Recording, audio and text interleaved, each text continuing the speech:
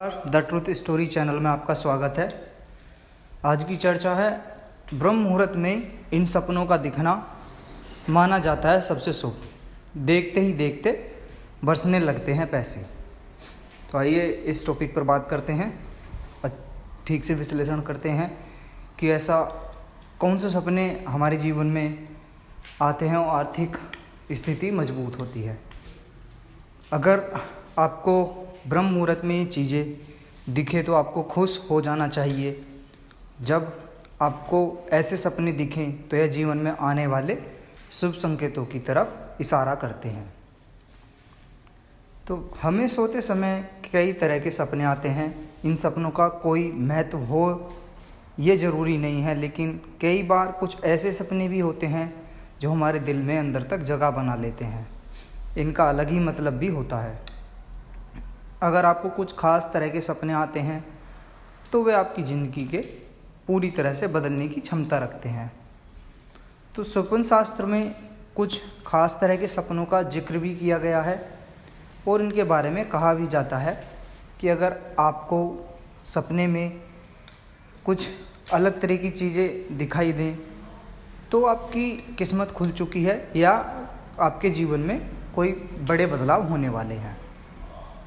तो आज हम आपको उन चीज़ों के बारे में बताने जा रहे हैं जो अगर आपको ब्रह्म मुहूर्त यानी सुबह के 4 बजे से लेकर 5:30 बजे के बीच दिखे तो इसके शुभ संकेत आपके लिए कुछ और हो ही नहीं सकते। सपने में इस दौरान दिखने वाली ये चीज़ें जीवन में अचानक आने वाले धन और जीवन में होने वाले तरक्की की तरफ इशारा करते हैं। पहला सपना, अगर किसी को खुद को नदी में स्नान करते हुए दिखता है तो इसका मतलब है, अगर यह आप ब्रह्म मुहूर्त के दौरान सपने में खुद को नदी में डुबकी लगाकर नहाते देख रहे हैं तो यह आपके लिए बेहद ही शुभ संकेत है। इस सपने का साफ अर्थ है कि आपको अचानक कहीं से ढेर सारे पैसे मिलने वाले हैं या फिर उधार दिए हुए पैसे वापस मिल सकते हैं। केवल यही नहीं, सपने में खुद को नदी में डुबकी लगाते देखने से आपको कैरियर में भी तरक्की देखने को मिल सकती है।